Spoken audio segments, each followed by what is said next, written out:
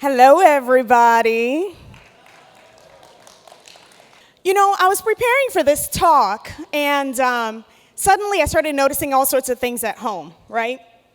So, for example, have you had a situation where you're watching your spouse do something, and you think, why in the world do they do it like that?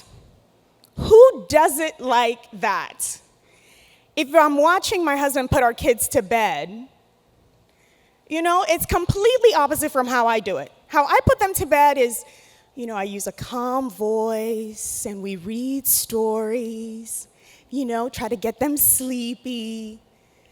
When he puts them to bed, I don't even go in the room. I can just hear what sounds like WrestleMania happening behind the door. And after WrestleMania, there's something where people bounce on the bed for like 5 minutes. I don't know what's going on. But he completely ramps them up before he puts them to sleep. Completely opposite of me.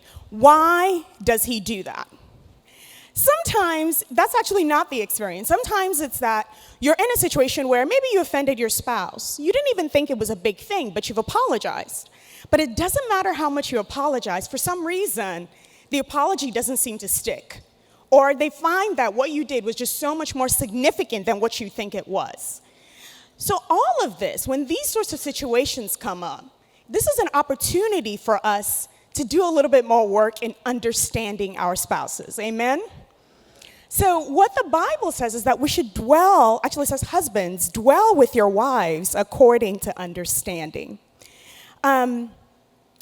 I think one thing that's really interesting is that when we're single and we're dating, most of us don't pick the person that's just like us. What do we say? Oh, opposites attract. We say, that guy is so unique. I have never met anybody like him in my entire life. He is the coolest person I've ever seen. Because what is so different from you makes them sparkle. But then we get married, and what do? We immediately think, two have become one flesh. That means it's time for you to become just like me. But that's not what the Bible calls us to do, right? What it says is that we're supposed to be different, but of the same kind. So we're different members of the same team. And each person in that union is actually supposed to reflect a different part of God's character. And you're not called to say, oh, because Dukba is really peaceful and I'm really up there, I need to be just like her. No, she brings the peace, I bring the excitement, right? So my children, when they're getting put to bed by my husband, they get to see excitement. And then when they're getting put to bed by me, they get to see peace. It's okay. It's okay. Because ultimately, it makes us a well-rounded team. Why do we need to understand our spouses? The truth is that this is a privilege. You have the closest front row seat to this person's life. You are able to see all the gifts, all the experiences, all the education, all the talents, all the genetics that God has put in them so that you can help them fulfill their God-given destiny. It's a privilege to be able to partner with somebody to push them into who God has called them to be. I think the other reason why it's important to understand our spouses is we can then delegate tasks in the marriage based on each other's strengths. So people talk about marriage being 50-50 and stuff like that. To be honest, my marriage isn't quite that way. In some ways, it's 100-100, right? Like, I'm not a good sleeper. I'm awake all the time. And we have babies. So I pretty much wake up every single night with the babies, at least when they were that young. I did all the night shifts. It's easy for me. I'm not saying that's for everybody, okay? For me, it was easy. But on the other hand, I'm basically allergic to gas stations, okay? I ride around on empty all the time. And as they say, God protects babies and fools, because so far I have not been stopped by the side of the road, so thank God. But my husband has no problem putting gas in the car. He could fuss at me, he could embarrass me, he could shame me. He doesn't. He just takes my car and puts gas in it. So there are parts of the relationship that you're going to take ownership of because of your strength. And it's not about you pushing your partner into taking, 50-50 or you hold that. No, it's okay for you to own that and do this as a member of the team. Amen? I'll also say that one of the things that makes it helpful about understanding our mates is that we know how to motivate them. Each of us have separate buttons that allow us to be motivated. And the more that you understand them, the easier it is for you to know how to kind of access those buttons. When you understand them, you have less fights. You reduce unintentional hurts.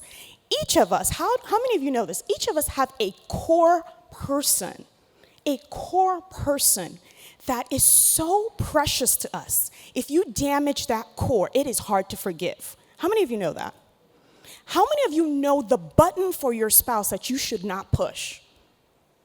Do you know what it is that somebody could say to your spouse and you immediately are like, red flag, red flag, red flag, I need to step into the situation? You need to, because sometimes you will be in a room and you'll hear your family say something like that to your spouse and you're like, oh, no, right? You have to step in. So you need to understand them well enough so that you can protect them, so that you can protect your union, and so that you can make sure that you never, ever, ever cross those lines. Amen? So I think that one thing that you always have to keep in mind is if you want to enjoy something to its fullest extent, you have to know what it's made for. For example, if you're walking around and you see a box, it's just a box. It's a big box. It's pretty. Maybe you sit in it. Cool, box. But then if somebody comes and tells you, oh, actually, this is a prototype for the new Ferrari. Now you know, okay, there's going to be features here that allow me to drive it. I'm supposed to be able to do this with it and that with it. The more that you can understand your spouse, the more you're going to enjoy them. Seek and you'll find. If you seek gold, you find it. If you don't look for it, you'll never realize that it's there. And you have the front row seat to do that. Tim Keller says in his book, The Meaning of Marriage, which is a great book, he says that one of the greatest goals in our lives is to be known and loved, okay? So if you are known, but you are not loved, you've been rejected. And that's our greatest fear, is somebody will know us and reject us. If you have been loved, but you've not been known, it's superficial. It doesn't satisfy. And sometimes that's what happens when you're dating and you only show somebody a part of yourself, and you're scared to show the other part of yourself because you don't know if they'll take that part. So now they love you, but they don't know all of you, and you never have peace in there, right? But to be fully known and truly loved is like being loved by God. It frees us from pretense, from self-righteousness, and fortifies us from any difficulty that life may throw at us.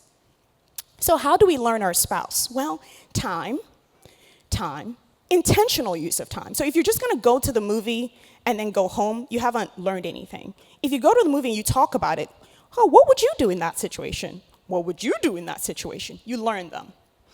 If you spend time in detailed discussion, it helps you to know your spouse better. If you spend time sharing experiences, it helps you to know your spouse better. The more that you're accepting of your spouse, the more openness that you are going to get. And also, personality tests can help you to know your spouse. And there are a lot of them. Have y'all taken personality tests? Okay, which ones do you know? You can shout them out. Myers-Briggs, that's a good one. Enneagram, that's a good one. There are a good number of them. I'll talk a little bit today about the love languages. How many people have heard of love languages? Great. How many people know their love languages? Okay. We'll go over it a little bit quickly then, since most people know it. I think that's great. So basically it says that there are 5 languages, and each person primarily has one language in which they feel loved. So if I said to you, I love you, but I said it in German and you don't speak German, it doesn't count to you, correct? You don't know what I said. So if you want to help your spouse feel loved, you have to speak to them in their love language. And most people have slightly different love languages, right? So the first would be quality time. How many people's spouses Quality time.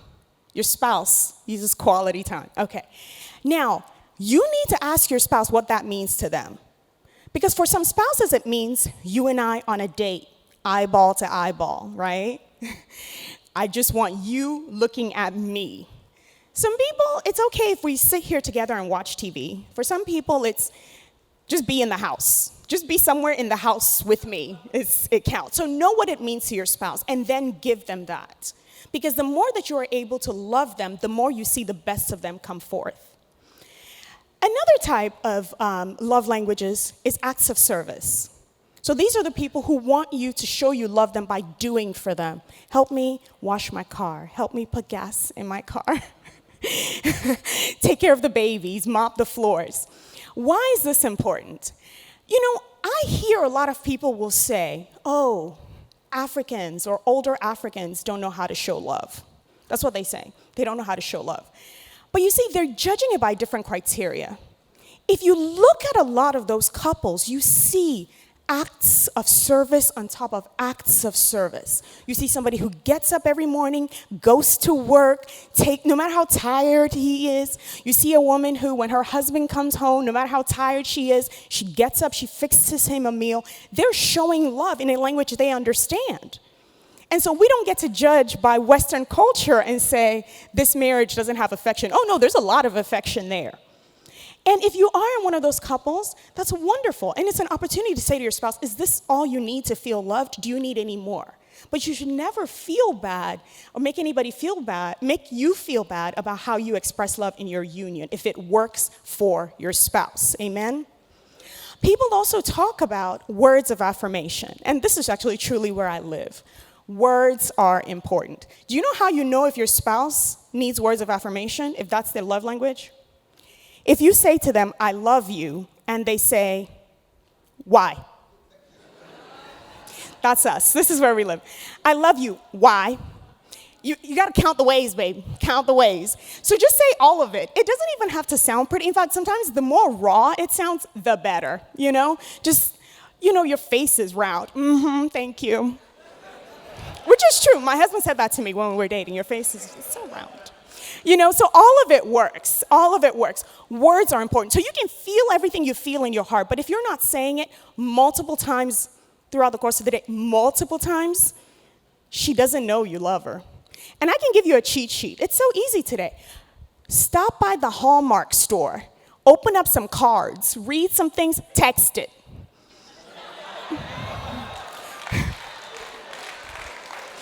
I'll take it. Set a reminder on your phone at work and text her, miss you, babe. Love you, babe. There you go. You're scoring points now. We also have people who love gifts. This is one where sometimes, again, there's misunderstanding. The people who love to receive gifts, it's not always about materialism. It's really not what it is. It's you're saying, I was thinking of you. So it's not always that it's an expensive present, even though I'm sure they'll take that, but it's I was thinking of you. So the more meaningful it is, the better. Oh, you brought me ice cream? Great. Oh, it's my favorite flavor, right? Or sometimes it's the inconvenience factor, right? Oh, you went and you bought me this big present, so now you had to pay for extra checked luggage to bring me this present. That sentiment of saying, I care about you to make this move is very significant for them. So a lot of times, sometimes women will fall into this category and they get labeled names. I'm not going to repeat up here, but that's not it. You have to see the meaning behind what it is that they're looking for. People also talk about the fifth love language being physical touch. This is another one. A lot of men fall into this category. And yes, it involves, often these are the men that will say, I need to have very consistent sexual intercourse in my marriage in order to feel loved. But it's more than that, though. A lot of these men are also the ones that want to hold hands in public, or they want to sit next to you, or they want to hug you. This is not him just being touchy-feely. This is his expression of love, and we have to honor that the same way that you want him to honor yours. Like Daya said, we have to serve each other. Today, I'm actually going to talk a little bit also about another personality test, which is the flag test. And the flag test, basically, there are 4 countries, and this speaks of our emotional state. And the people from each country are very, very distinct, okay? So the first would be those who live in the country of fun, okay? These are the folks who are very happy, they mingle, they're social, they love to entertain, they find humor in everything. Often, they have big emotional highs and lows. And I'm kind of a little bit here, too. So I'll give you an example. On my wedding day, I'm walking down the aisle with my stepfather.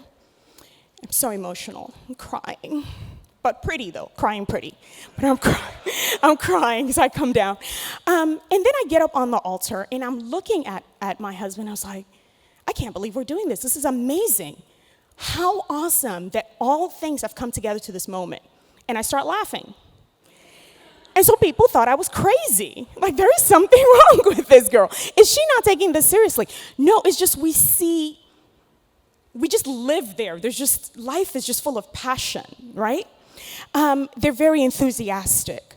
But you see, at their worst, they can talk too much, they can exaggerate, can be very easily distracted, they can forget their responsibilities. And what they want ultimately is approval. So these are the people who, when we tell a joke, you have to laugh, guys. You have to laugh at our jokes. But what's funny is that when you are married to the guy who's the class clown, what do you hear their wives say? Don't encourage him. And that's the thing he wants. He wants you to encourage him. He wants you to laugh. Laugh at his jokes, or he'll just keep telling them.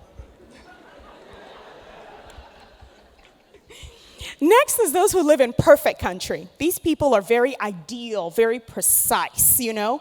They love to make a difference. They're very caring. They like order and structure. Now, one of the things about these people, though, they're very perfect. And so they tell you that they love you by telling you what's wrong with you. So they come across very critical. If they didn't love you, they don't care enough to talk to you. But if they love you, they're going to correct you. But the thing, though, is they don't want to be corrected because they are actually very sensitive. So I want you, this is the way you can keep this in mind. Do any of you have a child or know a child who is a straight A student? One of those who studies all the time, works very hard at their grades? Okay. Imagine that child comes home and has a C. How do you react? You're extremely cautious with them, right? Sometimes our spouses are that way, but we don't remember to be extremely cautious with them in the times when something hasn't gone right. But that's what they need. They need that sensitivity because they're so hard on themselves all the time, and they carry deep hurts. So if you have somebody who's very perfect, even though they seem on the outside very perfect, you have to remember to be very sensitive with them. Next is those in peace country. These are the people who they go with the flow. They live, I'm smiling at MOBOLAJI'S because this is him. They go with the flow. They're great team workers because they're very cooperative all the time. Yes, sure, no problem. They're actually very funny. They're good listeners. They can be indecisive. They can be shy. Here's the thing. When somebody's very peaceful, we get tempted to try to push them. Come be fun with me. Come be perfect with me. Come be this with me. Come be that with me. They see all of that. It's okay. They don't want to do it.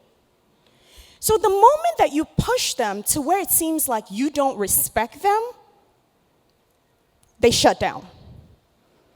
So the people who are very peace-oriented, they need respect. It seems like the person who's very peaceful is very self-assured, right?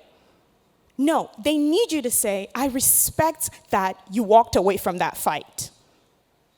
You have to see them in that way. And then finally, those who live in control country. These are the folks who are all about achievement, drive, determination, focus, born leaders. Delolashai. Very confident, very independent. They can be impatient, they can be bossy, they can bulldoze you. I'm not saying that's her, stop looking at her. They can bulldoze you. What these people want is appreciation.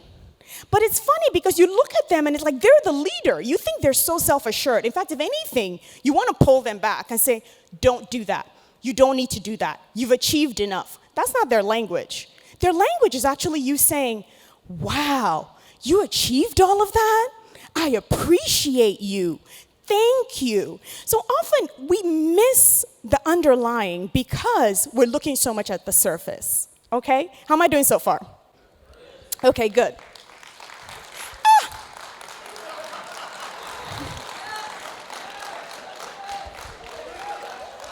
Thank you, my people. Encouragement, that's right. Fun country. Yay me. Fun country. Okay. So I want you to keep these words in mind as to what applies to your spouse. If you have a spouse who lives in fun country and you want to help them, you want to do something as a team, how do you encourage them? You say, this is going to be fun. We need to save some money. Honey, if we hit our savings goal, we can take a quick trip to Disney World. Woo, it's going to be fun, right? If you live with somebody who is from control country, who wants achievement, what do you say? We can be successful. We can succeed as a couple if we do X, Y, Z. You keep that in mind as a way so that you can speak their language to them. So now what I'm going to do is I'm going to bring up some guinea pigs. We're going to have them come up here so that we can discuss with them a little bit about putting these personality tests to work. Can I have Funmi and MOBOLAJI, please? Thank you, thank you, thank you, thank you, thank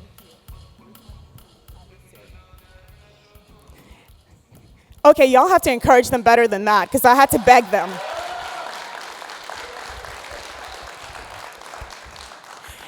It is difficult. It's not easy to come and open your marriage up to people, okay? So we're not bringing them up here for y'all to judge them. We're just using them as guinea pigs because they're wonderful and they do have a fun marriage, okay?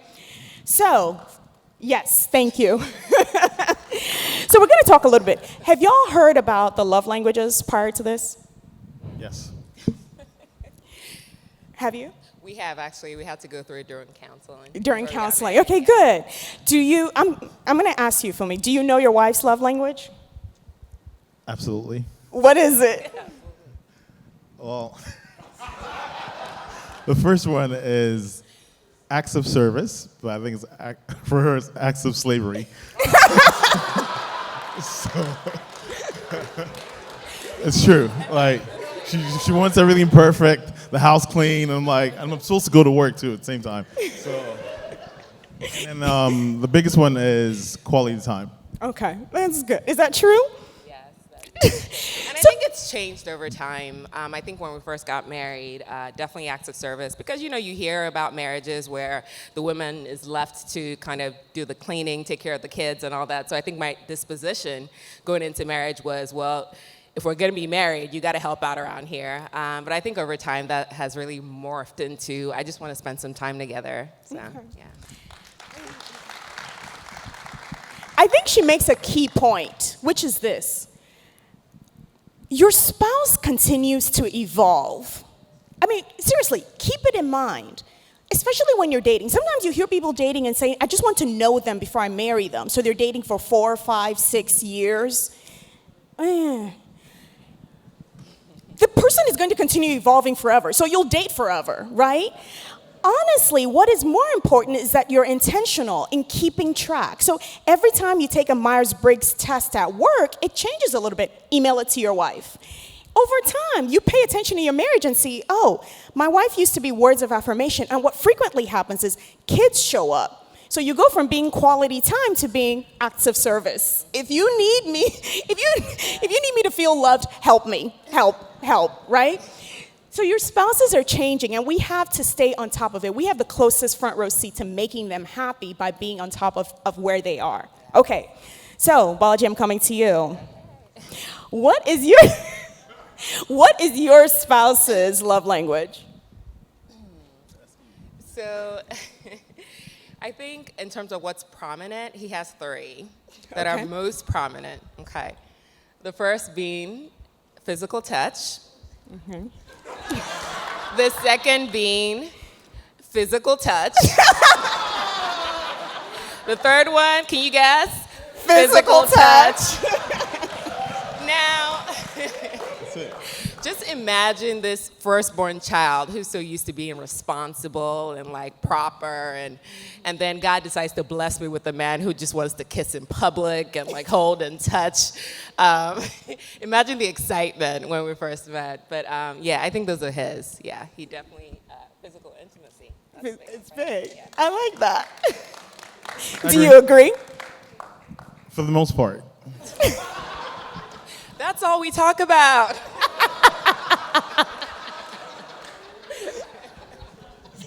It's hard in the streets. Talk about conflict resolution.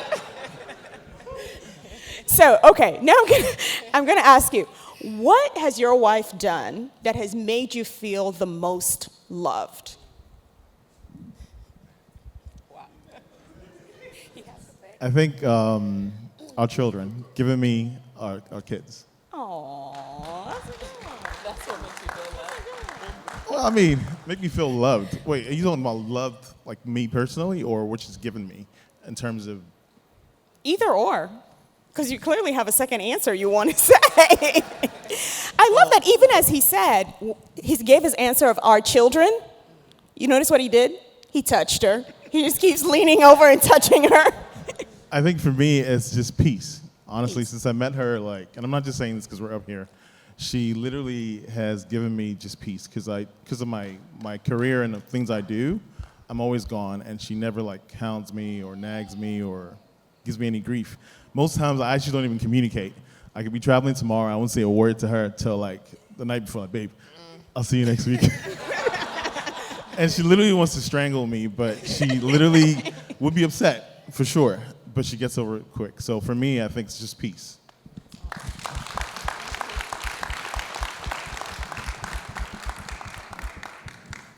And what would you say? What has he done that has made you feel the most loved? Several. I think this man, he has the kindest heart. He really does. I mean, he you know, before I got married, just thinking through the things that I really wanted in my husband, you know, for me, it was someone who cared deeply, not only for me, but for the people around him. And I really was observing that before we got married. One instance that's really etched in my memory, I don't know if you remember, when I got sick at work, I think I had food poisoning, and I was driving home, and I threw up all over my dashboard in my car, all over myself, all over my dashboard. He happened to be visiting at the time. And of course, I'm worried because I'm like, now I'm gonna get home with like throw up all over me to a man that we're not married, you know, we're still trying to figure each other out. And the first thing he said was, "Are you okay?" He made sure that I was taken care of, I was cleaned up, and he moved on to clean up my car. He did tell me after the fact that he wanted to throw up so many times, you know. I mean, it was quite disgusting, you know, but he did it, you know, out of a heart of love. You know, I really sincerely appreciated that. And, you know, I looked at him and I said, I'm gonna marry that man. That's so sweet. There's a hug. There's a hug. Another example, this wasn't for me, this was for my sister. Hold on, can I talk about that for a second? You have to understand how significant that story is because this guy is so particular. I cannot imagine him willingly touching throw up. Like this guy? You can't imagine. Okay, sorry, go ahead. Yeah, I wanted to I threw up and then I threw up from the throw up. So this second instance, my sister had a really bad accident. She lives in Austin, and she was trying to get a hold of us, and for some reason, I never have my phone. If you know me, if you want to reach me, go through him. And so, you know, by the time I was able to reach him on the phone, this guy was already on his way to Austin. he goes, he had like appointments scheduled. He had a lot of things on his plate, and he dropped everything he was doing. And he said, you know what, I'm going to go head over to Austin, and I'm going to go meet her and make sure she's okay. Like, who does that, you know? Like, I didn't have to ask him. I didn't have to ask him. I didn't have to direct him. He just knew what I needed at that time, and he made it happen. And he made sure she was fine, and then he brought her home. So, yeah. And you can see how significant this is because both of what stood out to her are acts of service, right? So when those opportunities come up and you're tired, but you see that the floor needs mopping and you're like, I'm just going to mop it.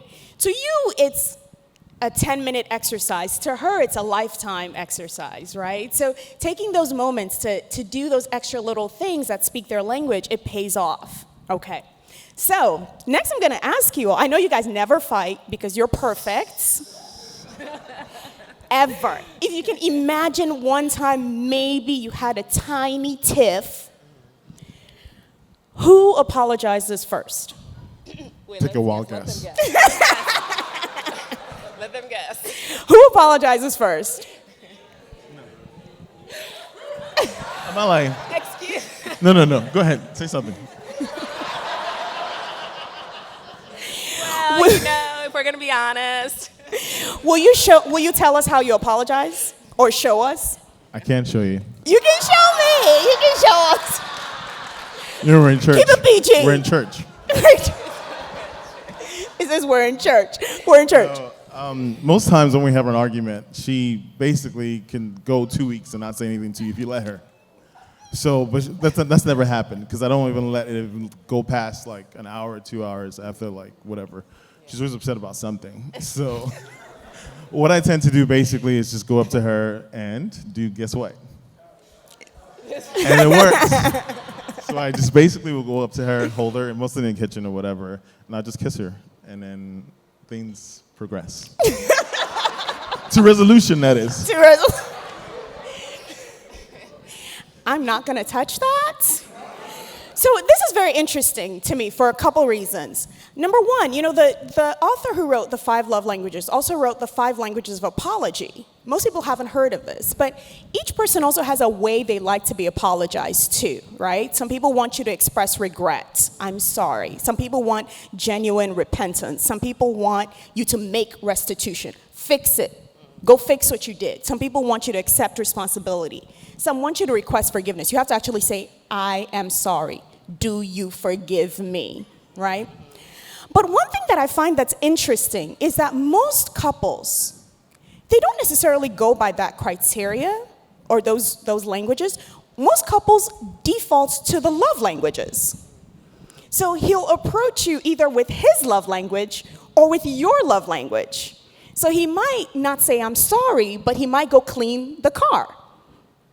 And so one thing that is helpful in a marriage is for you to be bilingual or multilingual. So even if your spouse isn't saying it in the language you want, interpret the language they're speaking and see that there's an apology there. Do you get what I'm saying? The other thing that's interesting is there's this great book, Habits of Highly Happy Couples. It's a really great book. It's all research-based. One thing they say in that book about couples that are very happy is that when they're in conflict, they often don't, the way they resolve the conflict is often funny. So they make a little gesture to each other that's funny, rather than having, we have to be serious through this whole fight and be serious until we resolve it 10 hours later. Often they'll do something just like that, right? Often what they'll do is, let me come tickle you in the kitchen, let me bump your hip, let me tap your toe, a little something. And then the other person responds by laughing. The issue is there. But it's very healthy to take a break from the issue sometimes and just connect and say, I still love you. I still want to be with you. And then it becomes easier to solve the issue. If it goes too deep, you can start eroding the feelings of comfort and security and love in the marriage. And then it's harder to solve an issue. So secure the marriage. Okay.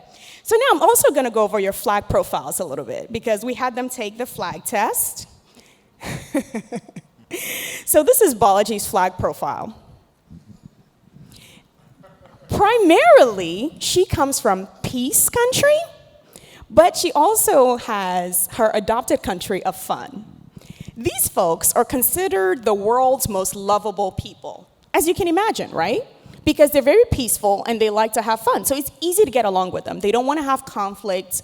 They're very sincere. They choose genuine friends. They know who is phony and who is not. She's always fair and honest. But you see how her B type and her C type say competent and precise? This is a woman who is into details. So I can imagine, and correct me if I'm wrong, she probably has a lot that you need to do on your to-do list. The list goes from the time we got married till today. Can I just give you some news? There will always be a list. It's not going anywhere. It's part of what her character is.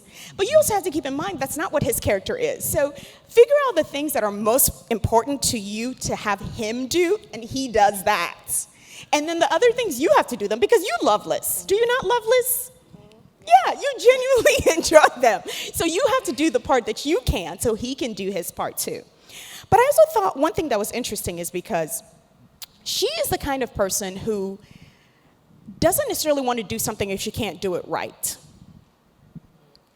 So you have to be careful. I know, that was interesting. It's interesting reading these profiles. So as a husband, then, you have to keep in mind that if you're trying to push her to do something new, you have to convince her that I think you can do a good job at this. I think you can be great at this. You can't try to push her into doing it by saying, oh, it'll be fun, or no. I think you'll be great at it. And then she's more inclined. Okay. So let's go to FUNMI'S profile. He comes from perfect country and peace country. I do love that they're both from peace country, but peace is kind of different to both of them. For him, he will avoid conflict at all costs. This is Mr. Ostrich. He will bury his head in the sand. He will never see it. Because of her competency and exactness, she feels like if I bring it up, we can resolve it. Right? So she thinks, I need to say it right so we can resolve it. Correct. Okay, that's good. So you both want the peace, you just come about it different ways. Yes. I'll say the other thing I thought was interesting in FUNMI'S profile is this. You know, tell everybody what you do. It's hard to describe. I'm a photographer, basically. I'm a photographer, basically. Okay. So he's a photographer and owns his own business. And so I've always thought of him as a small business owner. He's the guy who is detail-oriented and all of that. But I miss that there's a huge part of his personality that's very creative. He's very artistic. The environment is very important to him. The way he dresses is very important to him, okay? Why is that important? Because I'll tell you the truth. As a woman, a lot of us love security. So if this man who's trained in IT comes to me as a wife and says, I want to go do something creative, my instinct would be, no, I want you to have a secure paycheck, right? No. But you see that actually he's doing that because it fulfills a part of his soul and who he's made to be. So if you have a spouse that has a big creative thing, even if they continue to work in a job that doesn't encourage that, it's important that you then don't shut down the hobby that encourages them to have that outlet. Do you get what I'm saying? You can't then say, no, don't waste your time doing that. Come do quality time with me. There's a part of them that is not being whole, that's not being expressed by doing that. Okay, moving on. He also is very creative in problem solving. And you can use this to your advantage, right? Because if you have a detail-oriented problem that needs work, let BJ do it. If you need to do something creative, like let's say it's time to talk to your kids about not doing drugs, let him do that. He'll do it in a way that's creative and memorable, right? So it's not always about 50-50. It's about each of us using our strengths to make a better whole, okay? So now I'm going to ask you all our final question here. What are some strengths, or what is one strength that you think your wife brings to this union? And what is one strength you think that your husband brings to your union? Ladies first. My husband husband is just fun.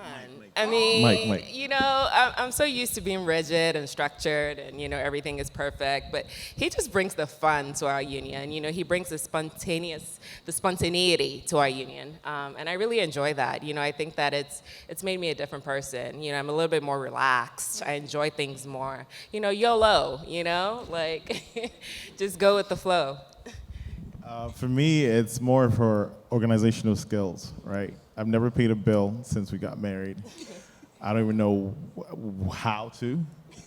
I'm being honest, totally honest. Like, everything that has to do with investment, savings, that's all her. And she draws up everything, and I just trust her 100%. I don't even ask her any questions. I just put the money there, and I'm like, you know. So for her, it's just her organizational skills. It gives me peace as well. Thank you guys so much. Thank you. And then what I'm going to do is have each of you just take a moment and turn to your spouse and ask them, tell them something concrete. What is one concrete thing I can do to love you better? And you have to give them an answer. This is marriage. It's not about guessing games. And for the singles, I want you to think of one concrete thing that you can do that shows that you love yourself. No, I think that for singles, it's actually good for you to know who it is that you are, what it is that you need in order to feel loved. Because I think that you have to be able to communicate that to a spouse on the day that you get there, okay? And as I let you all have those discussions, I'll say thank you to FUNMI and MOBOLAJI. Thank you so much for opening up your marriage to us. And thank you, everyone.